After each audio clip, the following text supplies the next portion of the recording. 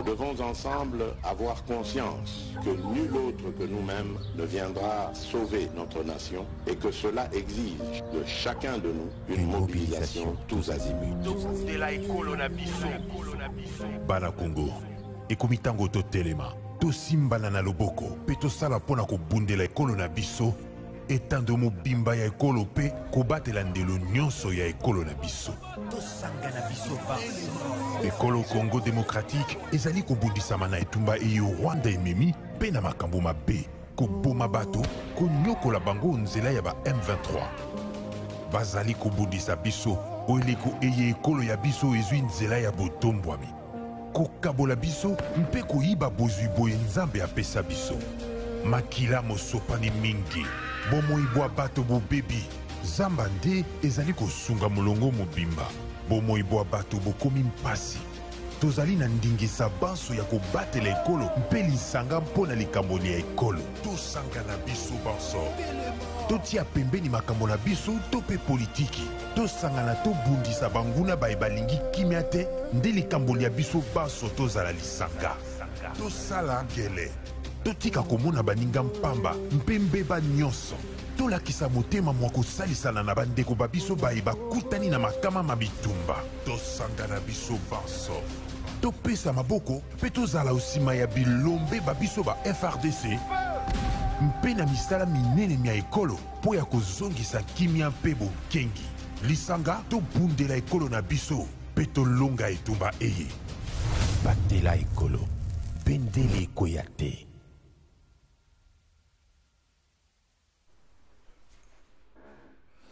Merci Mbote, Nabino Sesika Bozali, Congolais pris de paix, Congolais de tous bords, Topesi Bino Mbote. Mercredi 15 février 2023, République démocratique du Congo, héritage à la famille Tshisekedi, à la famille Kabila, à la famille Kengote, à la famille Katumbi, à la famille Bembate, République démocratique du Congo, héritage à la famille Mouzitouté, à la famille Fayoulute, République démocratique du Congo, héritage à la Congolais Nyonso, à Congolais de tous bords, à Congolais de tout genre, parce que bah tout ça héritage na bango. Projet Kinshasa zéro trou, ministre Alexis Guizaro, Alva Kopé Sabiso Yango, ministre à l'illustration et à Motoko Malagnoso. Projet Kinshasa zéro trou, ministre Alexis Guizaro Alobi, Ekosila Mokolo Oyo, Kinshasa Mabulu Ekosila. Lokola Kinshasa Mabulu Esilina Nute, projet Kinshasa zéro trou, moyen Esila. Ezalité.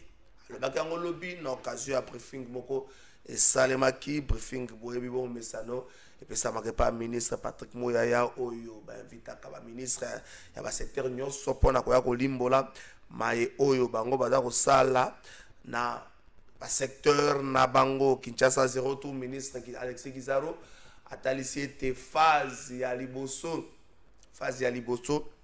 ya mosala wana ya Kinshasa 02 esili Tozokota na deuxième phase ya liboso, ezalaki accès na 86 km.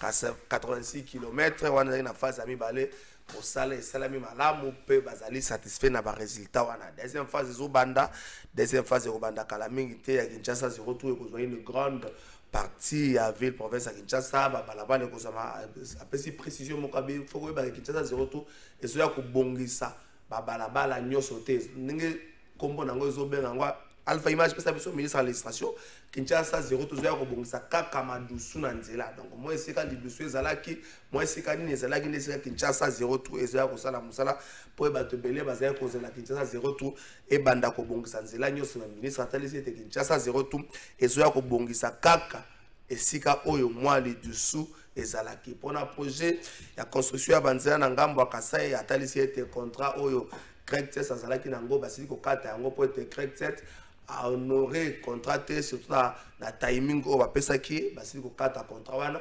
bafungoli lisolo po permettre à ce que na OVD ay ba ko sélectionner entreprise bato ba entreprise oyo ba kozwa contrat wana po ete bakende nango tina suka kasi ministre Alexis Guizaro oyo azali munyamulenge alobaki likambo moko na kotika bino bolanda yango na sima ko présenter bino ba invité na kotika bino avant na présenter bino ba invité na kotika bino bolanda ministre Alexis Guizaro atalisa ke te banyamulenge batiki kopesa mutu moko te mission à la défenseur na bango o kagama lo bako o le peuple batirel ko pesa ete bazali ba congolais bazos vanda na Congo bazali ba Congo soki likambo ezali ya mabe na kati ya Congo mobe konde bongisa yango bapesi makasi na mutu moko te kolobela yango pe mwa muke na émission na biso ya mokola le communiqué moko ya seni eteleseki ete mutu moko mokolo ya mercredi 8 mars police nationale tsaki maboko mutango awutaki na province ya Kwilu précisément na Masimanimba azalaki na 300 cartes vierges 300 cartes d'électeurs vierges communiqué yango wana police seni batsaki maboko 300 cartes vierges toutes cartes ça quelques 2 jours ya fin ya phase où il y a enrôlement ya électeurs na ère ya liboso. Est-ce qu'il y a des choses à reprocher dans cette ligne? Est-ce que les partis politiques bazali satisfaits na mosala oyo seni azali kosala? Est-ce que la population peut s'appeler na mosala oyo seni asali?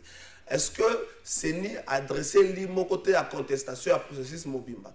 Est-ce que seni a été na mosala moko oyo contrairement à bambole leki et qu'on permette à ceux qui battent vraiment que quand di mana équipe na baza osala mosala moko malamu to kolobela ngo na émission na biso ya mokolo ya lelo question sécuritaire la partie est de la République démocratique du Congo la mission à force régionale dans le baki yango mokola lobi ministre Lotondo la na occasion pour faire mokola ndela baki nulle part la mission à force régionale les missions moko ya créer ba zone tampon les missions moko offensive mais contrairement sur terrain ndenge bazo bundate na ndenge pe président Assemblée nationale après rencontre na la ministre de la défense pe ministre pe ba officier supérieur et généraux et armée alors que ceux qui makambezo que ne ba conseil chef d'état tirer ba conséquences est-ce que adhésion na biso na EAC ezali te voix oyo ezomemela biso lelo ba problème na partie est c'est vrai après me bandite na adhésion na biso mais est-ce que adhésion na ezali te voix ezomemela biso ba problème na partie est to kolobela ngo na émission na biso amkolo en fait to seki sango gouvernement Sama Lukonde réaménagement technique ou Samade est-ce que comité ko freiner mosala ya gouvernement pour ba ministre amsusu ba komi okoyoka na balabala ministre azoloba te ministre azosala eloko moko te mpo ayebi ete azokende to azobanga akozala to akozala te ministre akomi na position moko mwa pasi avant na présenter bino les 3 invités baza na plateau na kosenga tokende na régie to na ministre Alexis Kizaro na question oyo ya Banyamulenge oyo baza na biso awa na mboka na attitude nini bazali nango face ya agression ya démocratique du Congo agression ezosalema na barwandais na nsima na kokotaka na nzela ya M23 tokende ngamba régie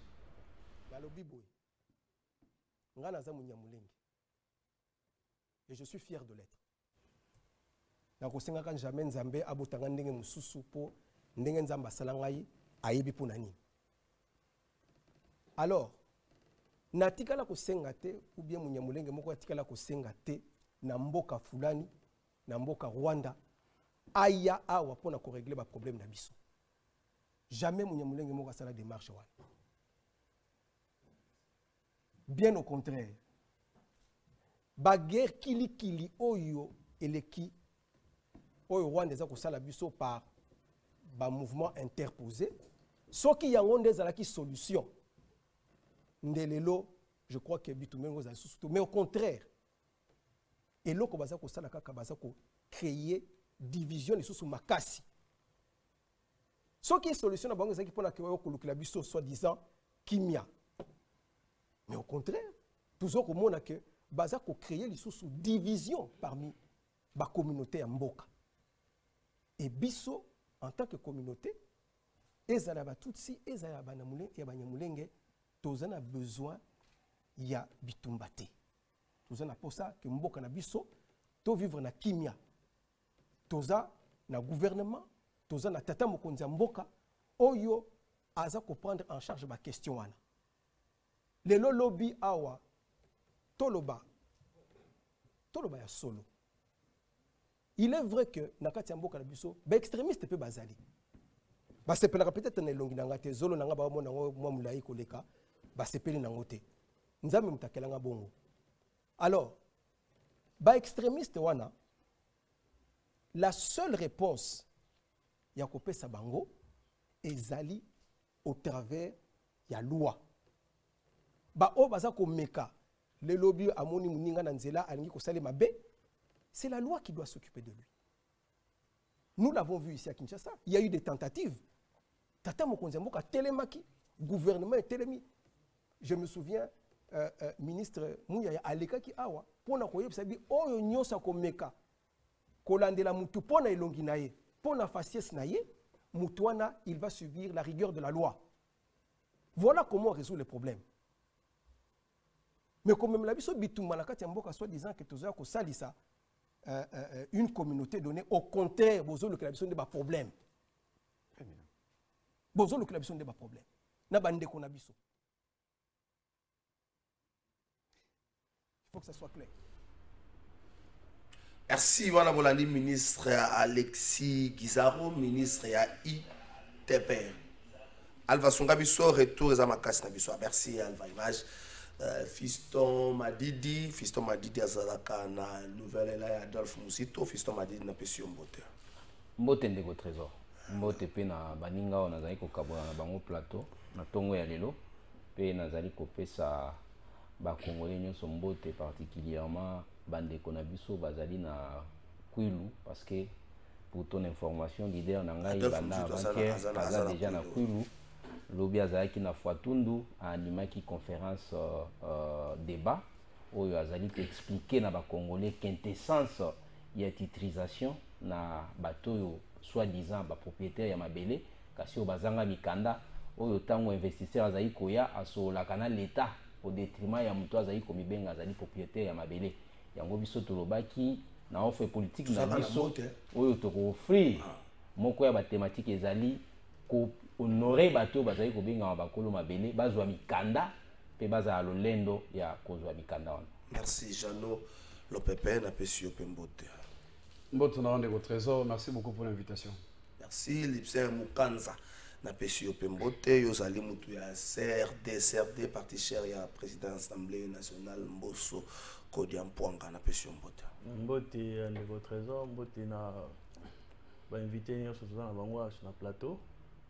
La PCP, autorité morale na Nangaï, le président de l'Assemblée nationale Christophe Mbosso, le recteur de l'école de l'excellence et de l'orthodoxie dans la gestion de la chose publique. Merci Toti Tobandanayo, le Koyom Tosugisi. À quelques 2 jours, il y a fin, il y a opération et enrôlement dans la première zone. Après rajout, il y a 25 jours. Est-ce qu'on peut se dire aujourd'hui que l'opération a été une réussite? Et Salami Nandenge Sengeli. Ba revendication, ba réclamation nyonso aux populations bandé koloba ba trouver satisfaction dans l'opération Salami Nandenge Sengeli. Les attentes y a seni en termes d'enrôler. Est-ce que tu as koloba le que non à plus de 50% cette opération la première zone les alliés réussite? Merci beaucoup.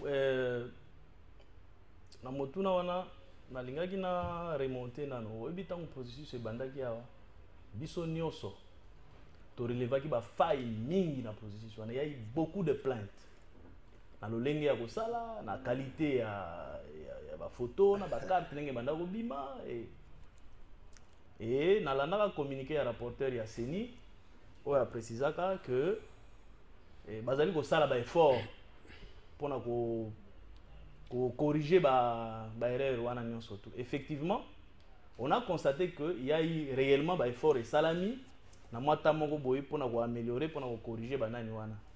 Et ngai personnellement nazaki inquiété parce que j'avais une connaissance na makambo wana dans ce sens que na début ba formation c'est mis à ça de ça va bien ba formation en cascade.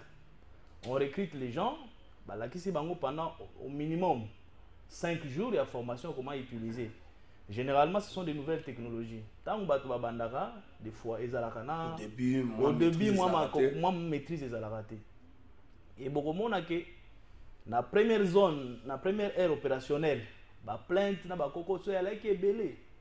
Tant que lancer d'ici comme sous pour une opération de quand même moi bien. Na autre côté la statistique, on va publier le 7 février. Donc pour la ville à Kinshasa, ils étaient déjà 73%.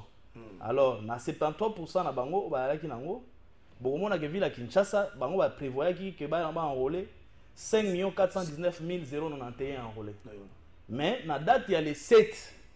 Selon les statistiques que CENI a publié, on a 4,373 000 enrôlés. C'est-à-dire en termes de pourcentage, il y a déjà 73%. Alors, déjà, c'est vrai que nous avons un toilettage. Au a doublon, deux fois, 4 fois, ça peut réduire. Mais au tas la journal, on a que le processus quand même et qu'il y a moins malade. Plainte c'est vrai, mais il y a eu quand même des efforts à saluer de la part de la CENI et les équipes, selon même pas dans la province, il y a le président Christophe Mbosso et Bandagi Pekaka Bongo, mais il y a eu quand même des efforts. Tous les cas qui déjà, dans les statistiques, ils étaient déjà à 63%. Et par exemple, la ville, comme ville, il y a Kenge, ils étaient déjà pratiquement à attente, ils devaient enrôler au minimum 100 000 enrôlés, mais ils étaient déjà à 70 000. Ce qui signifie que battre même le record il y a 2018. Donc, je pense que malgré Bakoko Soana, to dénoncer qui sont les bandeli, effort est salami pour que enrôlement il est cananenga à Kimia. Na mega peut boire moi coup d'œil na deuxième zone, deuxième aire opérationnelle. Kuna na mona ike quand même ça va quand même je évolue madame. Merci Fiston Madidi, plus de 12 millions d'enrôlés, ils ont représenté 64,35%. Il y a attente et à CENI. Est-ce qu'on peut se dire que l'équipe de Kadima a fait un grand travail au-delà il y a plainte de ce Zalaki, il y a début à opération. Les gens se posent peut-être plusieurs questions par rapport à Maïndombe, avec tout ce qui s'est passé, comme Mout et autres. Est-ce que CENI va encore accorder un temps de plus pour nous permettre à ce que nous ayons une carte d'électeur? Nabanzi Mutuna Otuninga Indeko Trésor, ezali pe interpellation na baye o bazali ko kamba. Pour lobi bafunda ki opposition ba lobi opposition ezali makasité. Mais ce qui ndeko nanga ya pouvoir lelo à reconnaître ba faille na bango pe amélioration, c'est grâce ya opposition o ya telemelaki mayu ya o ezaki au début enrôlement. Au monaïque les 2 premières semaines ya enrôlement en tout cas ezaki catastrophique. Pour des locaux de décret ezaki processus et bandaki pendant que bana bazali kotanga. Mais ils ont clamé au public de sauver première heure. Mais les linga qui ont échec. Ceux qui battent ba télématé, ba dénoncer mai o ezali ko sai manaseni, mais les toujours atteint 64% au bazali pon de gonaoka le bail 73, 64,8% voilà. Mais ce qu'on lundi malamba pourcentage wana, yemoko auto le bamba toilettage. Est-ce qu'on doit se poser la question 64% wana? Oh, il y a premier mois ça réel. Parce que comme on a qui na Congo, ba double ça raté. Ils a ina mutu mso a courage attendre peut-être na 5 différences entre as 5 cartes. Même si tu baigne 64%. Est-ce que avec le code qui remonte à 2 3 cartes est-ce que code qui est wana yo kenda na ngai nga d'abord tant on a qui CENI na téléchargé application bango ba yembela biso. Je suis allé dans un centre na pesi opérateur de saisie na bango téléphone na bina na qui hier abi ezana musala makasi remplir ka fiche ezaki application mo oyo basi si biso forfait na biso okoki ko lukela ta ba recherche mususu mais tu peux télécharger application ana et ça na dit ça n'a jamais été d'application bazo biso ba ezana musala makasi procédure mulai yo keka o remplir fiche. Donc c'est pour vous dire que biso ba yo ndé to sauver processus wana mais aussi toke bana ba pourcentage bazali ko pesa wana. Il y a des gens il paraît il y a eu des cartes 3 cartes tango ba ko retirer ba doublon wana nous risquons ya ko kita même en descend à 50%. Mais une chose on ko kala fai. Enrôlement ezali moko ya ba étape ya processus électoral. Ata ko bango ba kumisi ba lobi réussir. Est-ce que processus yango e bandeli na yango tina esika to komi ezali malamu? Est-ce ba partie prenante aux élections bango nyonso bazali na esengo ya processus lolenge ebandaki. Donc eza na ba erreur oyo bandeko bazali kokamba na bureau oyo ezaki mise en place na CENI ezali ko pesa vraiment mingi espoir na biso oyo tozali kokende na maponomité. Mais biso particulièrement nouvelle là ko banga ezali te parce que tozali ko sala makasi tozali ko se préparer en interne pour être maponomi yango lo lenge nyonso ekozala biso tozali na équipe na biso oyo tozali ko former et ko déjouer tricherie dans toutes les 26 provinces. Merci. Mais pona ko pesa mokako soit na seni pona première ère na en tout cas nazali ko sala yango te pamba te ezali be fort na biso mutu esali ete amélioration wana ezala pe na ngai na eloko ndeko moko alobi ezalaki ba formation moko en cascade, c'est normal te ndeko nanga. Pour votre information, il y a des gens qui ont réussi na test ya seni oyo basala te. Moi j'ai un exemple, j'ai une fille voisine oyo azwa kombo ebimi mbala ya liboso ebimi mbala ya mibale pe ebimi mbala ya suka ti lelo asala na senite na kalamu tango bazoprendre baokende baisi yango te bokende boya bozonga lobi. Donc elle n'a pas exercé bien qu'elle a été acceptée, elle a reçu dans tous les tests qui ont été posés par la CENI. Merci Jean-Noël Opepe.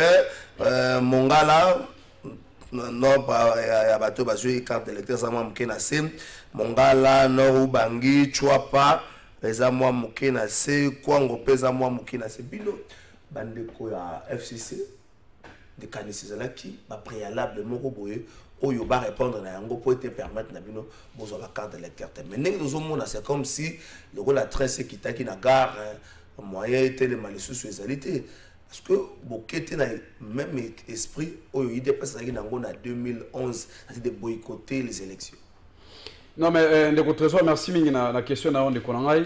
Mais avant de aborder il y a question thématique na biso c'est toujours important ya compatir na bakinois parce que les bakinois baza victime il y a des autres au ngobila na Chikoko Mulumba. Baza ko semer on a vu la Kinshasa, j'ai vu des Congolais oyo bakomi kovanda libanda bakomi kolala libanda bazopola na mbula et pourtant bazana mikanda o basumbelaki balopango na bango wana na kati ya loi soki bolingi bo démolir ba opération ya ndenge wana l'état azalaka toujours na mécanisme ozali prévu par la loi pour na kokanisela baimboka wana.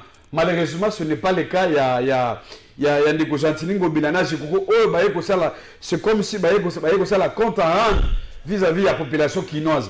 Il y a interpellé beaucoup plus les Kinois. Parce que la conscience que non, makambo oyo, tous les Kinois ont aussi une vie à chômage et que bango va créer une salate, Kinois il faut pas sanctionner les cotisetés de tout le monde. Parce que ce qui se passe c'est inacceptable. On a vu la Kinshasa pour créer emploi, mais peuple congolais a informel. Mais bokei bo de tout babiloko na bango parce que bolingo la kisake non bino za ko sala yango ça ko passer na venir na bango ya on a ko interpeller que non bakinois il faut sanctionner mingi c'est ce que tu le parce que c'est lui le problème ce qui a créé l'emploi d'accord mais il faut créer l'emploi mais besoin que congolais na chômage en tout cas c'est inacceptable et que bakinois mi kolezali koya motoloko la ngobila motoloko la Chikoko il faut pas que voter bango c'est très important non c'est très important de voir parce que j'ai vu des parents bah là il y a les bandes c'est normal au message les caméras m'appelle à voter toi comme on a en Cambodge oui c'est important bakinois ba bango bakanga mutu que non batwana baza batuna na peuple congolais makametali ya ba élection de konanga trésor. Oui, bien que dans le niveau FCC position na biso jusque là, ils allaient inchanger. Na début aussi on a préalable jusque là pour que biso les FCC to participer na 4 ya procès procès électoral. Malheureusement tous en face ya pouvoir oyo asa déjà na logique na yé. Asa na logique ya kokende na forcing jusqu'au bout. Mais biso tant que politique ya FCC, je crois que position na biso tout ça qu'on maintenir yango et qu'au moment porté to s'assumer état que politique. Parce que la différence c'est la question des alénines. Et on a ça la légion à l'époque il y a IDPS non de côté c'est à l'époque il y a 2006 bandeko il y a IDPS bazalaki na ba raison mo bazalaki hors la loi. Or contrairement avec nous aujourd'hui avec les FCC. Les FCC a participé à qui na élaboration il y a ba loi belé la loi comme notamment et d'aller créer portant fonctionnement organisation CENI. Les FCC a participé à Yango. Donc c'est différent à l'époque il y a 2006. Et Toyokana qui cette fois-ci que non, chaque animateur, au dans la carte il y a bureau à CENI, base à un mandat, dans la carte il y a composant de politique. Malheureusement ce n'est pas le cas. Parce que Makabelega qui a bureau la composition à CENI, au bout de l'engagement, mais c'est Mosso, comment il s'appelle encore? Il a commis comme vice-président, il a commis chanteur, il a négocié tout le mot. André Mbata. Batopia qui processus, même il y a désignation, il y a animateur à CENI. C'est là où il y a les problèmes de trésor. Au-delà, à niveau de l'Assemblée nationale, même au niveau de la Cour constitutionnelle, c'est comme ça que nous disons, au niveau de la FCC, position de la mission reste inchangée. Ceux qui vont dire que la mission, ceux qui vont penser que non, que la élection, il y a le lengona, il y a que les trains on a l'élection, ils ont déjà mal parti. Parce que le processus électoral, ils ont déjà biaisé. Et dans la marque, il y a que tout ça qu'on décore déjà par contestation. Prévenez que non, au moins même balancement, roulement, dans la province, au numéro en haut, bazalaki na première heure opérationnelle. Mais regardez le nombre. C'est là il y a quoi? Ils ont d'abord l'animateur à CENI, l'opérateur à ces zones. Ça pose un problème. Même des matériels. Pour nous dire que non, dans le Grand Équateur, on a processus électoral, ils allaient victimes. Il y a bureau, il y a Kadima, ils ont comploté de sorte que non, dans le niveau du Grand Équateur, tous ça n'a pas éli à Malabouté, tous ça n'a pas nombre élevé à Baéli. Parce que chaque province a besoin de c'est base de roulement. Or, ceux qui vont rouler mouké à cause de la machine à Mabo, quand ils m'ont commandé, je crois qu'ils allaient déjà un complot pour que l'Équateur soit moins représenté dans l'élection de Goya. On a lancé appel. Il y a lieu que non, de côté, c'est quel est le mot. Attique à esprit à forcing. Il y a lieu que non, Bayo qui a la voix opposition. Parce que ceux qui vont opposer, il y a que Bichot est politique, donc ça s'y met jusqu'au bout. Contrairement à la partie, merci Jean Lopepe de Colipsien communiqué à CENI Oyo. La commission électorale nationale indépendante. Elle va passer la photo. La commission électorale nationale indépendante CENI porte à la connaissance de l'opinion publique que la police nationale congolaise a appréhendé le mercredi 8 février 2023 à Kinshasa un individu en possession d'un lot de 300 cartes d'électeurs vierges en provenance du territoire de Massimanimba dans la province de Kwilu. En attendant que les instances compétentes qui instruisent les dossiers établissent les éventualités, complicités ayant favorisé ces détournements, des bureaux de la CENI attirent l'attention de la population sur toute l'étendue du territoire national que le matériel électoral allant des kits d'enrôlement, panneaux solaires jusqu'aux batteries au lithium fait l'objet de diverses convoitises. De ce fait, la CENI informe le public qu'elle a mis fin aux prestations contractuelles de certains de ses cadres et agents pour atteindre à l'intégrité du processus électoral.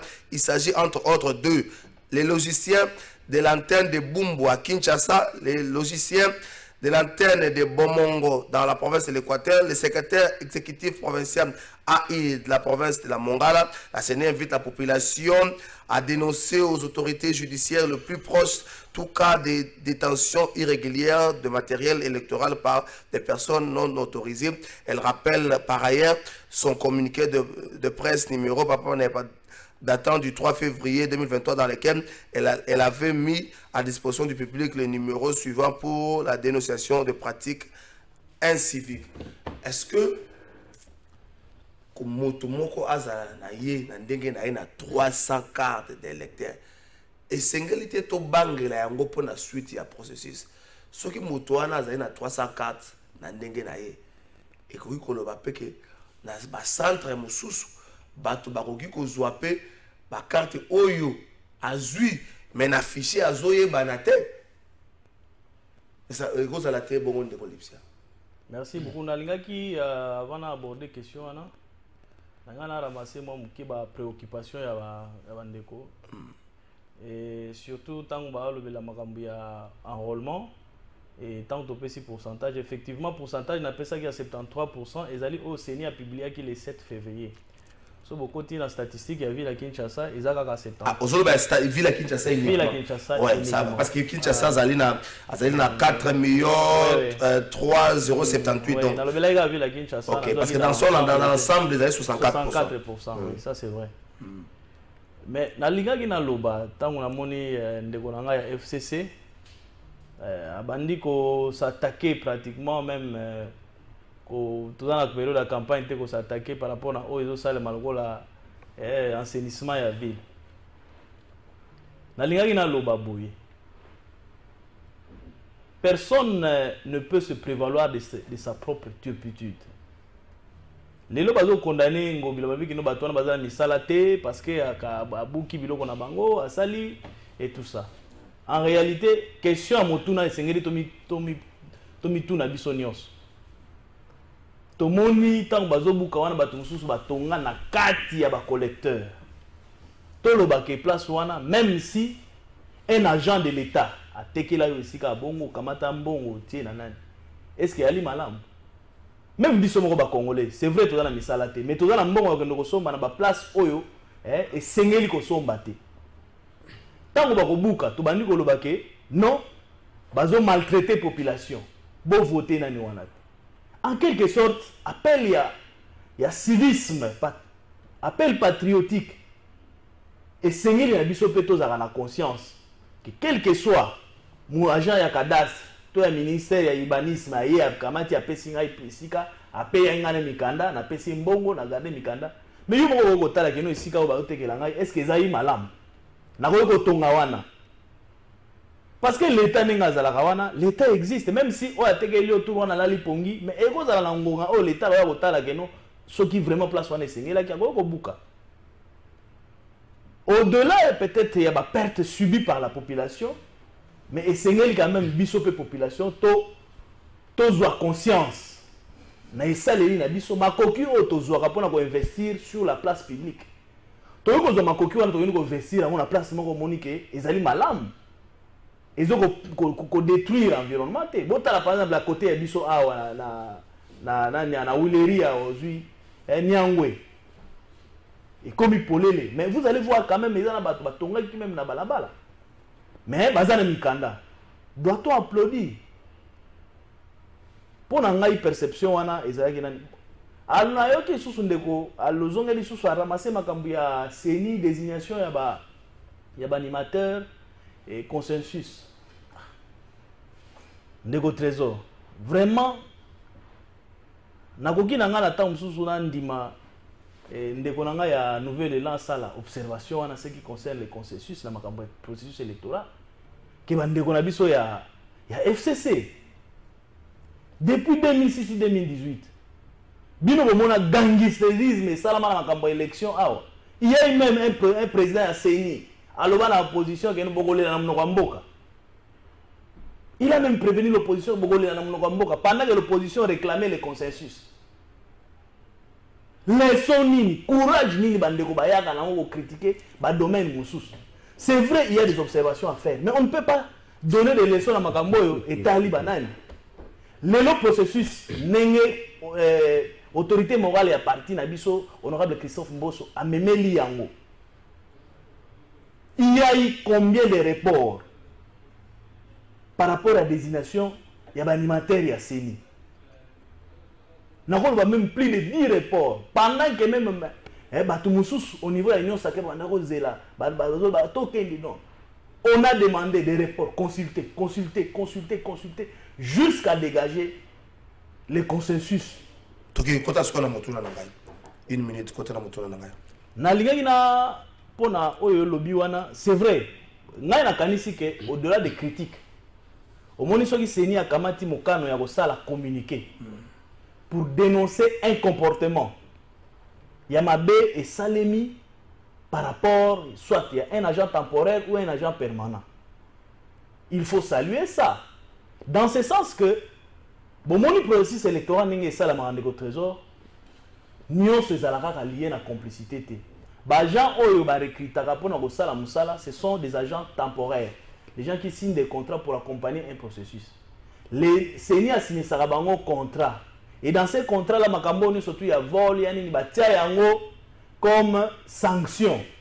Et même lié à la poursuite judiciaire. C'est-à-dire que si vous avez un moto au côté, on a centre, on a enrôlé, on a carte vierge, on a un mais et l'autre, et pessibiso, moi pas si. Et l'autre, pesa pas si pour l'année. Mutuana akamati ba carte wana alongwe na yango ti na masimanimba ti na Kinshasa. Intention ezalaki nini et puis nani accompagné qui fuite wana facilité qui détournement wana ya ba carte. C'est vrai, le la CENI a dénoncé bakangi yango. Moi je salue seulement que cette volonté ya ko barrer la route na tricherie. Merci de connaître Fiston Madidi. Azoyoka komba mutu moko ezotanga makona mais faut vérifier. Ala lo ba makamba ba tu boete faut vérifier. So ikaka na tuye et na vérifier na kotikete ko le vendredi les cas na kotanga ye 300 cartes mutotamba na to banga il peut être un opérateur un cadre oyo peut-être mais est-ce que le communiqué a Seni et au pesa makasi la population au bazay peut-être comme on a quelque part ba comportement ya boye bazay ko wa kolobate mais est-ce que pour na ba partie prenante ils ont été crainte moko boye parce que je ne crois pas motori ko za la possession ya ba carte oyo boye a rosa la motu ya nouvelle est là il y a FCC to il y a SID Ndeko Trésor avant communiquer à Seni nazongi sous na terme na employé qui déjà qui clameur public tout déjà dénoncer qui acte wana donc Seni a saigné le rôle à sali récupération ce qui wana dénoncer na limite que Seni a ngaki ça la communiquer et de deux au monde que Seni a wangani que mutu wana azali agent na été c'est quoi mutuna andi na lobi boye pour lui awangani ndeko Trésor yoka peut-être eza lapsus nabi na communiquer à Seni au monde a été Seni a lobi était mutu wana azali agent na été donc on sous-entend qu'il azali mutu moko mulekinzela oyo azwi ba carte na to mituna azwa ki yango wapi akendaki koyiba na centre d'inscription ya enrôlement ou encore ezali na mutu oyo asalaka kuna a faciliter qui est pour ça la nini azwa yango donc on a communiqué et sengaki était Seni azala plus explicite non ayebi sabiso qu'est-ce qui s'est passé pour parce que mutu wana tango bazwi il faut ba entendre ye batuna ye ndenge nini ozwi pas expliquer biso pe comment ye azwi la carte wana mais au cas contraire biso to mona été ezali soit complicité entre mutu moko azali kosala na Seni to kosenga na Seni a dénoncer na mutu oyo aza na bakarte ou encore wana na zolo bana conditionnel ou encore ye mutu akangami na bakarte ye mutu azali agent pe yaye na bakarte wana yango moni nyonso wana ezali nyonso wana bakarte elongo wana Kinshasa ekei l'intérieur donc wana ekomi donc Kinshasa nani réserve esili recourir parce que bato ya intérieur bazwaka ndambo ebele ezali awa donc Kinshasa même tokoki ko approvisionner intérieur mais comment est-ce que lobi contraire ndambo ezali kuna donc yino bozongisa biso po awa réserve ezali bongo te omoni nyonso wana ezali kokota na passif ya nini ya Seni et puis wana heureusement ke bamona kiye donc ekozala ezali kambo ezali kosalema na ba centre ebele soki mutu moko akangambi ana 300 cartes supposons bazali 100 donc ils ont déjà plus d'1 million de cartes ezali ko survoler tozali ko contrôler yango te donc de ce côté là esengeli Seni atia maele nyonso po ete oyo ezali ko discréditer déjà processus électoral ezali malamu te ezali makambo to décrire ki lobby biso na bango mais soki ezali ko zongela susu ezali ko bangisa na ngai nazonga ndambu na likambo nde kwa lobby ya kobuka ndeko boye beloko moko tozali na nyonso ezali ko salema soki batiki batwana bazali ko evre na ndenge bazali liwana to ko perdre batu pa bate ba inondation ya ko salema donc esengeli te l'état sala mais aussi soki babuki batwana l'état aussi doit perdre a ko perdre batu ba okufa te mais économiquement il va perdre du fait que batwana na biso to benga ba ce sont les entrepreneurs entrepreneurs te entrepreneurs ils sont reconnus par les droits au OHADA donc par une simple déclaration l'état esengeli ayeba bango pamba te bazali bato akoki ko subventionner bango po ete na muke bazali na yango bakoka kofuta pe pa kwepa ya l'état mais kobuka oyo ezali kobuka est-ce qu'il y a une alternative tango bato wana bobuki bango il paye peut-être quelque chose auprès de l'état donc l'état paie et en dehors de ça ils ont des employés qui vont aussi rentrer au chômage donc ezali lisusu charge ezali koyepa ya l'état est-ce que l'état ne pouvait pas réunir ba entrepreneur wana kotuna bango par exemple bozali na bespace oyo ezali na l'état est-ce que tokoki koluka moyen te nazo kopesa exemple mona suka wana nazali kosala la publicité na été pamba te azali mutu ngai pe arandanga service soko zali na 24 en face ya Kankokolo il y a un monsieur qui vous fait des lits en métal, ce qui est sombi yango, ça peut te faire plus de 20 ans. Nous, toi, nous allons employer plus de 50 jeunes désœuvrés à Kankokolo. Mais le lot baké ba bouki, ba ici, on n'est pas délocalisé à ta activité naïe. Mais azali ko ça yango lisusu te na ba iso azali ko yoka comme en de ko manini parce que je ne connais pas. Je ne trouve pas personnellement. Mais nous sala ya azali ko sala ba meto ya azali ko teke leki oto azali ko question ba mindele azali ko utalibanda. Oyo sombi ya libende de lolobi ebukani. Oyo tangu soko la malamu te makelele butu mobimba. Mais muto azali ko sala msa malamu. Babukiye, batinye ete ata esika mo parce qu'il emploie plus de 50 jeunes. Ba jeune wala bazongi na chômage, yemo pe azali ko yeba te comment souvenir. Donc c'est un danger parce que dans tous les cas nous perdons. Ceux qui bazali wana inondation ça va okufa. Ceux qui peuvent beaucoup bango économiquement l'État qu'on perd parce que ça réduira le budget qui est d'abord modique. Merci. Donc c'était des fois qui en face à Kankokolo côté na inondation parce qu'il n'a même pas construit en matériaux durables. Tous là bas tous là bas cause qui ça va boucler la biso rontana. Si ko ba nouveau riche bakenda kuna rontana wana sike zali oui ko salate. Bato ba egombe moi sika bazoye bate mais rontana sike zali ko salate. Donc tous là je koko na gentini ngombe la le boucler la biso rontana. Mais j'ai eu des informations na ko ba nga vendredi. La difficulté ni hôtel de ville ça na ko na boucler biso ko ba rontana wana. Donc vendredi spécial qui nous a barontana wana bobonga maka déjà bo ça va bana wana azamwa na nzambe azani ne bo charger déjà ben jure moins belé parce qu'on se connaît donc ça n'est pas fonctionnel. Janolo pepe 3 personnes ba musala sili ba kati ba contrat ba ngom mutu moko na antenne bumbu mutu moko na bomongo na Équateur et puis mutu moko na Mongala. Est-ce que la sanction bandi moi muke na simate kolandisa manaba dénonciation nyonso oyo peuple bande ko sala zali kamoko oyo bato ba la sanction zo ya zali kamga mutaki ko zo carte d'électeur pour filer l'équipe mulai ba kongoli ba mbongo oyo sala mbongo dans zaki mutami ba le batindi 100e personne est-ce que ba sanction yé na moi retardé non mais ndeko trésor oyebi makambetali même ya sanction fona so ndeko na biso azana parti ya Joe Biden mboso ndeko je crois que ça kana mboso de temps en temps et là on a reçu on est appelé ça l'organique portant organisation fonctionnement ya CENI tant on a pas disposition et tellement il y a désignation d'animateur c'est à ce moment-là qu'on comprend c'est très important parce qu'on a la Mbosso de temps en temps au nom de quoi Mbosso a recruté quelqu'un comme Manaya quelqu'un comme Agé Matemo Nambosso Nambata pourquoi au nom de quoi recruter Bango qui a signé leur ne fût-ce que lettre à transmission était le composant politique dans la salle ça ce n'est pas normal cher ami. Donc à un certain moment, il faut qu'on s'assume que non, Magambo, ce qui est la crise, parce que nous, nous sommes en pleine crise électorale déjà. Avant même l'élection, il y a la crise par rapport à l'animateur, par rapport à tout ce qui se passe actuellement. Mais qui a provoqué tout ça? C'est Mbosso et Mbata, ce sont les responsables. Il y a ceux qui sont responsables de la loi. Je crois que tout le monde a mais lorsque nous prenons les devants, il y a que défendre l'État congolais par rapport à la démolition. Écoutez, l'État doit jouer un rôle. Mais quel est le rôle du ministère comme l'habitat? Le ministère de l'habitat. Le ministère de l'habitat, quel est son rôle? Quelle est l'implication dans ma communauté? Parce qu'il est impliqué, même le ministre Molène Sakomi.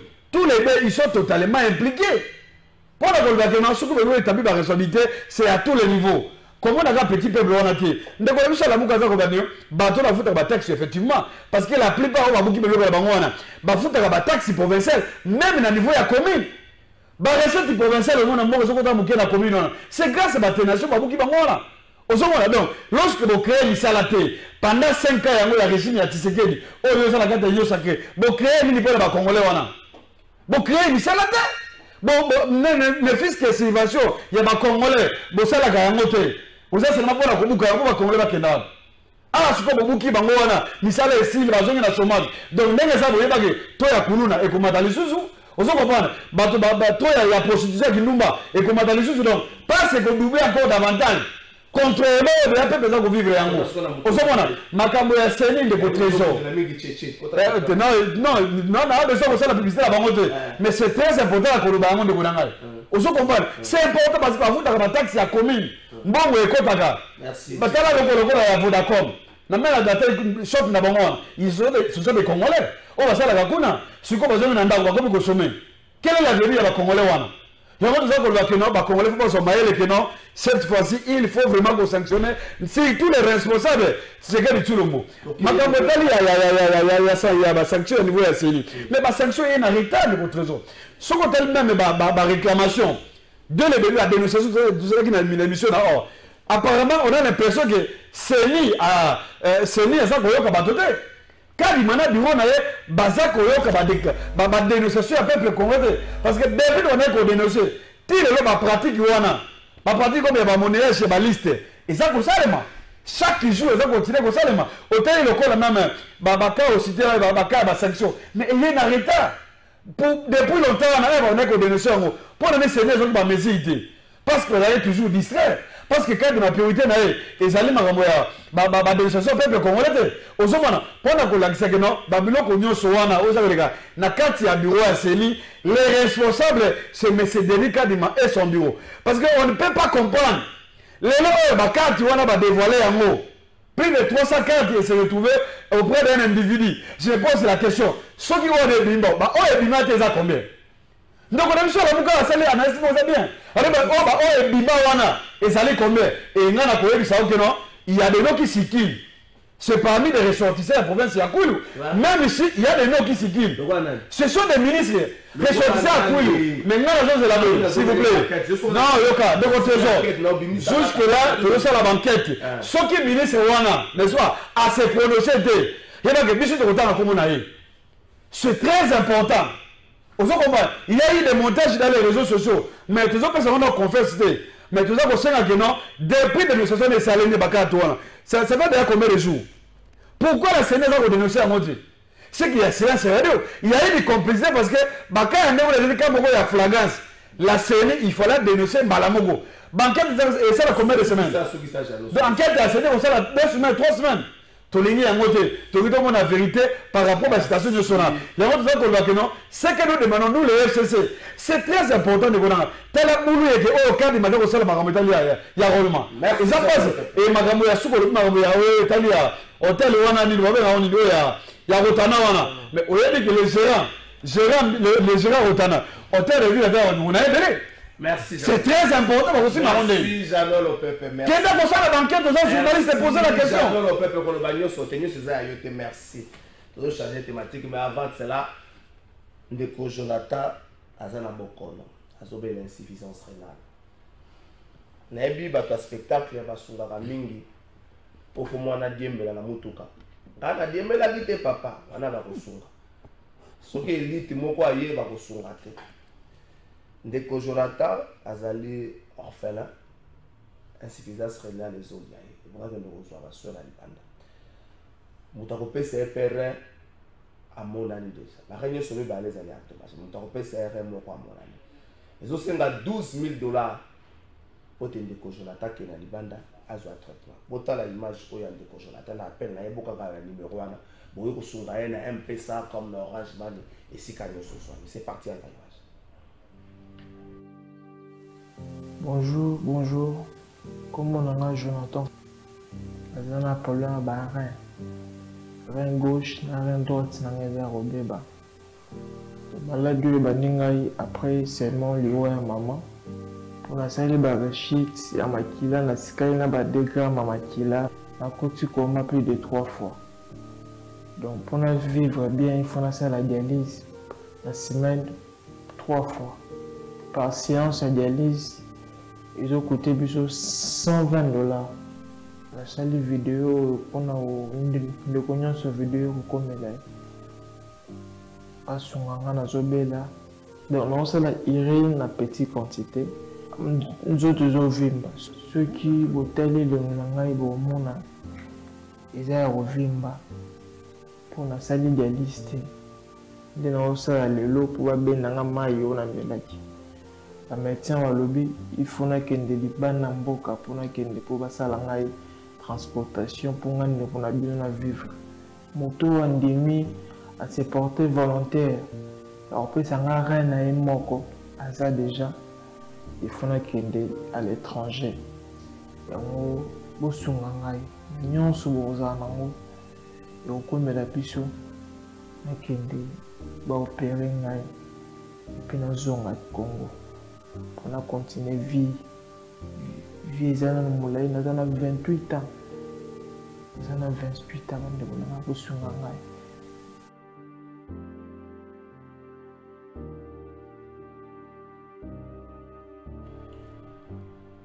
Merci SOS bosunga ndeko Jonathan. Bon, il a raté bosunga Martin Bakole. Professionnellement, Martin Bakole est un petit boxeur, professionnellement.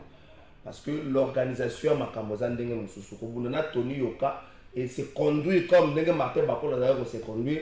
Et sur le plan professionnel, il a encore des choses à revoir. C'est un grand boxeur en termes de Bundana Ring, mais d'une manière professionnelle, ce qui entoure la profession, Martin Bakole a un niveau moins assez. Mais ndeko Jonathan Yowana bosunga ndeko ezate kaka mwana diembela bowela koyamba yo na diembela kete ngana sala ki bo ndeko Jonathan azosenga le soki na bino. Bonjour ndeko trésor yebsa ndeko ala te chemise ya bleu atika sentiment soki bazali ko occuper bisika ya l'état il faut ba buka bango. C'est Patrick Museki depuis Monga Fula. Est-ce que le problème tout ça nango a toka bola minute malam 2 minutes. Est-ce que le problème tout ça nango a adhésion na biso na EAC ezali le loyo un élément de plus aux autres sur la situation et la sécurité de l'Est. Nani a bongoli mission à force régionale. Tant que force régionale, c'est le contraire. Il y a Oyo, Bakambi organisation, c'est-à-dire les chefs d'État. Oyo, Bazali Bakambi organisation, parce que la mission est allée offensive, mais Bango Bahia a déclaré pas commandant à Bango. Tout de suite, au créé une zone tampon, au Bunda, Této, Sangisa. Est-ce que adhésion à Bissoté, ça n'est pas problème les gars? Le trésor, on a une question à Est et nous avons dans les deux volets, c'est-à-dire le volet diplomatique et le volet offensif.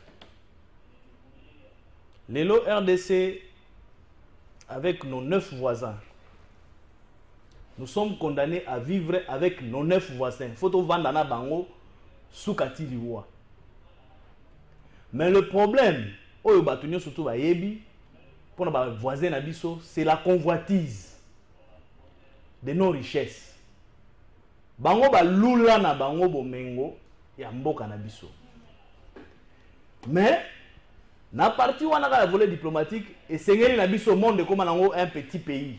C'est-à-dire la collaboration entre nos voisins, il faut la garantie. L'approche diplomatique est président de la République.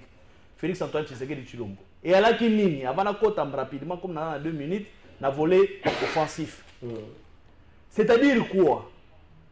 Les lots salaire, tout ça. Quelque part, il fallait rassurer nos voisins que tu peux vivre dans Kimia, ceux qui ont collaboré en étant ensemble. En étant ensemble. C'est-à-dire que nous, ça va te ça la boy. C'était ça la première approche du président de la République.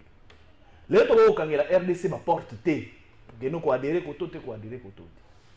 Mikanda et à force régionale et cinéma sur le plan des RDC a s'engagé qui s'adhéra que mandat wana mission nango ezalaki offensive, c'est-à-dire so boye bo banda ko attaquer.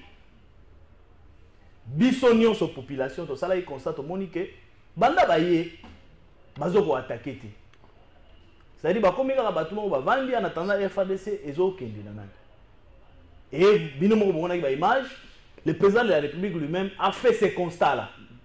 Rapidement pour a fait ce constat-là en rappelant Kambianani. Et aujourd'hui, il y a une conférence il y a un ministre des Affaires étrangères qui dit que non, RDC doit envisager l'option surtout. Ceux qui mandat est offensif, nous nous réservons le droit aussi de nous retirer. Wana ezali erreur parce que nous sommes obligés de collaborer avec nos 9 voisins. Ceux qui sont sincères, nous nous organisons à l'interne. Il y a une approche offensive. Et si vous moni, si vous constatez, ça personne ne peut le nier.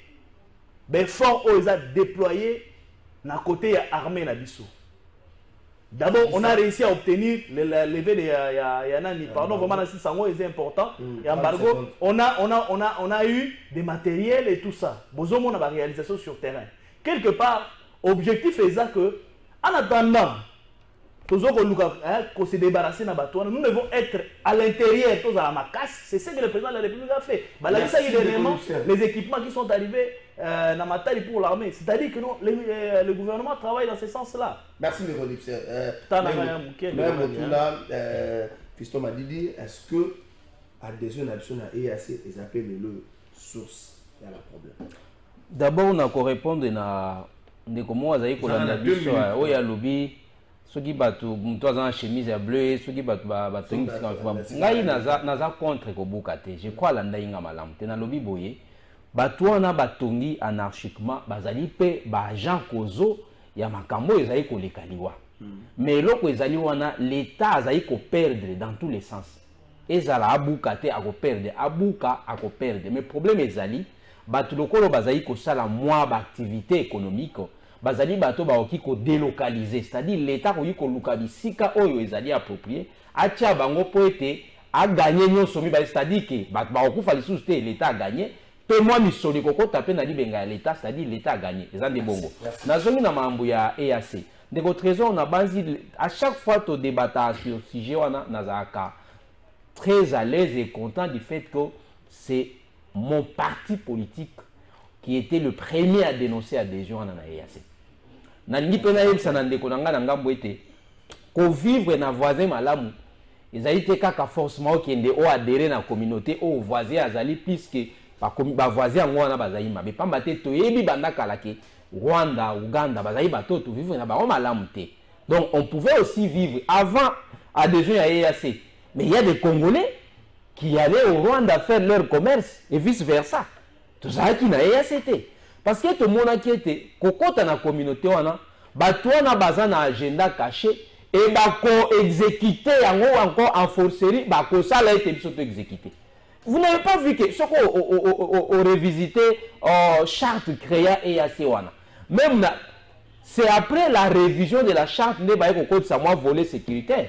Mais avant, comme on a que c'était une communauté basée plus sur l'économie. C'est-à-dire qu'il voulait que l'État membre va constituer un marché commun et à la libre-échange. Et pourtant, le libre-échange, il y a plus de 5 communautés à libre-échange. Tout ça, on a promis ça. Tout ça, on pouvait capitaliser au Union parce qu'on savait que Batouana Bazali n'est loko Bazali Kolandela. Parce que ce n'était pas une communauté favorable à nous, du fait que quasiment l'État membre Bazali Nakati, Baza Batoyo. Ko vivre na bango ezali malamu te. Lelo tozali na esengo po ete unanimité et koti. Tout Congolais aujourd'hui veut que bisoto longwa na EAC. Donc merci. Bon di la nouvelle là na nyoso ya lo papa maté, tozali na vision boulayi, tout le monde a kana musika du fait que nous avons un collège qui travaille nuit et jour pour na koyeba oye koya lobby.